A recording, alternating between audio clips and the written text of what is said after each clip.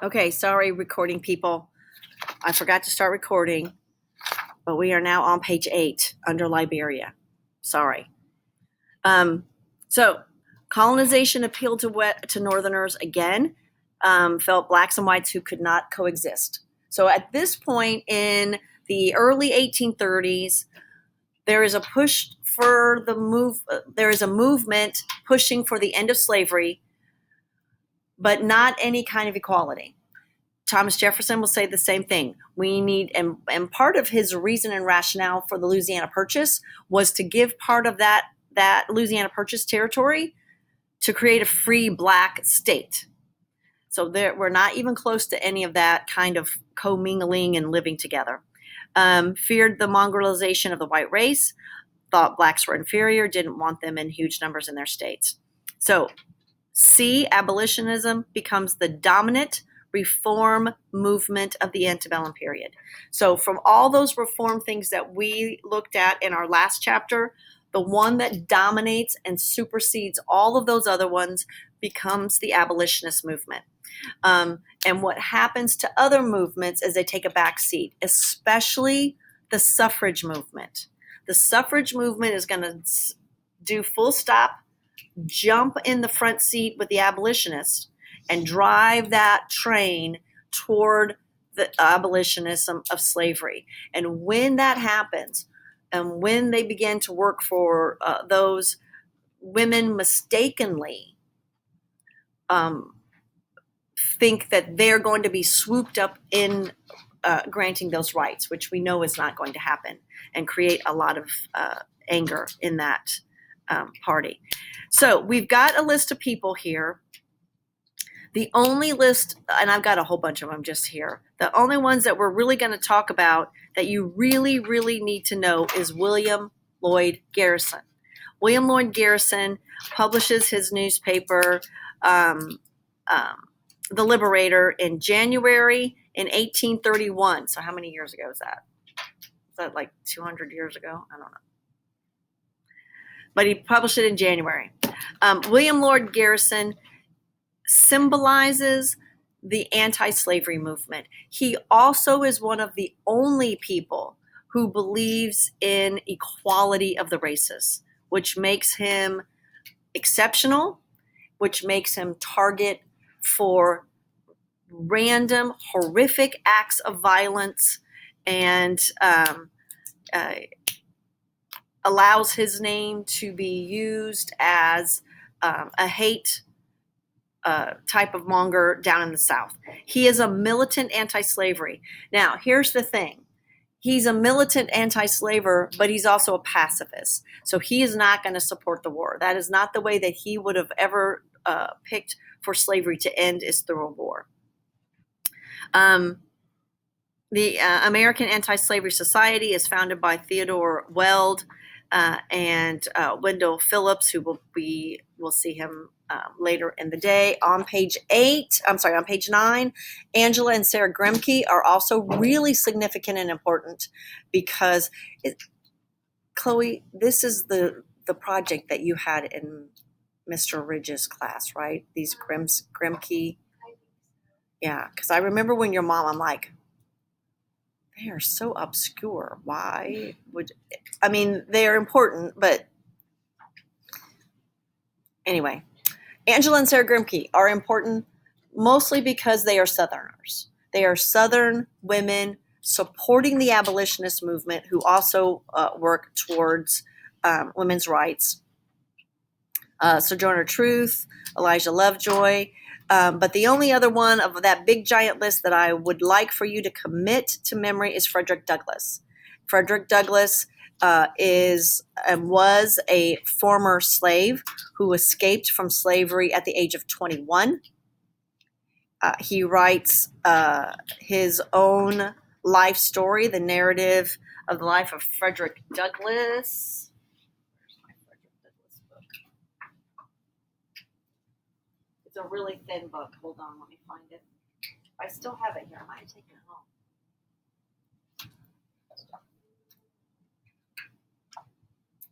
Why have I taken it home?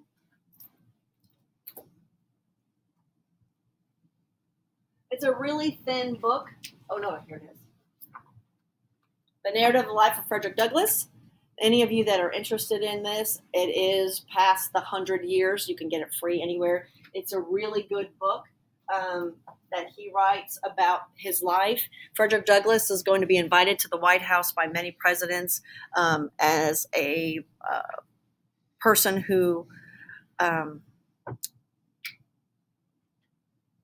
showed one of the things that was difficult in overcoming the equality of African Americans is that white people were taught that they were inferior, that they were incapable of reading and writing and understanding, that they were incapable of higher level thinking.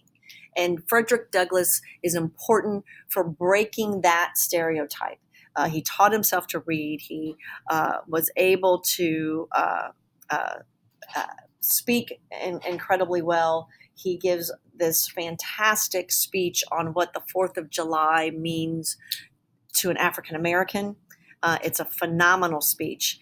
And he begins to see the way to end this is through politics. So 7E looked into politics to end slavery, backed the Liberty Party in 1840 and the Republican Party in the 1850s, and will be instrumental in not only the movement to end slavery, but the beginnings of the understanding that pigment color does not create brain power, that it is not a directly correlated event, that the color of your pigment does not have anything to do with the structure of your brain power. So how does the South respond to abolitionism? What is their response? And their response is, we're going to silence it. We're not going to allow any of those things to happen. You should know, if you look back on the date of Nat Turner's revolt, that happens to be 1830, and the day and when William Lord Garrison starts his newspaper, 1830, Southerners see that as some kind of conspiracy. So what Georgia does is offer $5,000 for his arrest and conviction. We have a nullification crisis, again, of 1832. That was our John C. Calhoun. On page 10, please put a box around D, because this is the beginning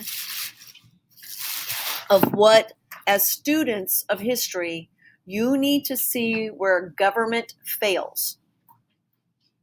So let's quickly have a discussion about freedom of speech and make sure that we all understand what freedom of speech means. Freedom of speech is guaranteed by the government. Government has to allow you freedom of speech. Private institutions do not. That's why if you have, let me just say this, why I had to be really careful about my words yesterday, because I don't have freedom of speech in my workplace. You won't have freedom of speech. Anybody work at the Dairy Queen? Work at the Dairy Queen? Anybody? Where do you guys people work? Joe's. Okay. If you work, what? Okay. Let's just, we'll just say any fast food place that you people work at, and you have a customer that you don't like, and I'm just going to make it old people, and because usually it's old people that make your life miserable, and you get an order wrong for an old person, and you're trying to be nice and let me fix it, and the old person is, and you just say, I hate you old people, and I wish that all of you would die. You will be fired, because old people have money, and they're the people that come to Subway, and that's why they make your life miserable. You do not have the freedom to say that. You can be fired, and you have no right to say, I have freedom of speech. I can say what I want. You don't have it from public or from private institutions. That protection of free speech is the government. So the government can't keep you from saying those things. So one of the entities of the government is the United States Mail. Now, what you can do, Logan, is you could write a postcard, I hate old people, and mail it to everybody. And the United States postal system has to mail that. That's why, I'll just say, that's why when in the 1950s, when magazines that displayed naked people used the mail, because if I'm 7-Eleven, I don't have to sell your nudie magazines because I'm a private institution, but the mail has to mail them. So that's how all of that stuff starts. That's how, honestly, seriously, that's how birth control started. It was mailed to you because the post office is a public institution that cannot prohibit your freedom of speech or expression. So I'm saying all that so when I read to you that says abolitionist literature banned in Southern mails, that is first step of the government not doing its job and duty in this issue of the abolitionist movement. Federal government ordered Southern postmasters to destroy abolitionist material. It is a felony to destroy mail. It's a felony to open someone else's mail. It's a felony to destroy a mailbox. Yeah, it is. And federal prosecutors will arrest those postmasters who do not destroy abolitionist material. That is why people use the mail, as I said. Logan, please don't send out a postcard and say you hate old people. But that's why people use the mail, because the mail is an arm of the federal government that cannot prohibit your free speech. Cannot. Ding, ding, slot machine. It just did. Pro-slavery whites responded by launching a massive defense of slavery. Massive, huge, huge defense of slavery. Slavery is supported by the Bible. Aristotle. Now, if, and not do I purport to be any religious scholar, but if, bless you, you believe in the sacred text of the Christian faith, there is this really important thing in the New Testament that says, this is the stuff. This is the things. And that Old Testament stuff, there's a reason it's the Old Testament, right? Meek shall inherit the earth. Turn the other cheek, as opposed to the Old Testament that says, if someone spites you, cut their tongue out. We don't live by that. So that part. Slavery helped Christianize and civilize Africans, as if they asked, please civilize us by enslaving us and making us pick cotton. The master-slave relationship resembled those of a family. Mr. Fitzhugh, perhaps the most famous pro-slavery apologist, contrasted the happiness of slaves with Northern wage slaves. Now that's going to be a common thread, that Northerners are slaves to their wages. And let's make sure that we understand that argument, right? If I work in the North, I am toiling away in dangerous conditions for very low pay. But there is a very obvious difference. One, I can quit my job. Two, I can move wherever I want to. Three, they cannot sell me. Four, they cannot cut off my leg. Five, they cannot sell my children. So granted, maybe a slave wage earner has things in their life that could be similar, but there is nothing even remotely close to being owned by a human being. Fresh air! You get to work outside if you're enslaved while you're picking that cotton, as opposed to working in, rightfully so, very hazardous conditions. If we only looked at the conditions of work, correct. But again, I can quit if I don't like it and go find another job. Full employment. Every slave in the South has a job. Every one of them does. 4D, slaves cared for in sickness and old age. That is true. But to get to that place, what you have to endure. F is another big one to put a box around. It's called the gag resolution. And when we talk about gag in both the judicial system or the legislative system, a gag means literally a gag is in your mouth and you can't talk about it.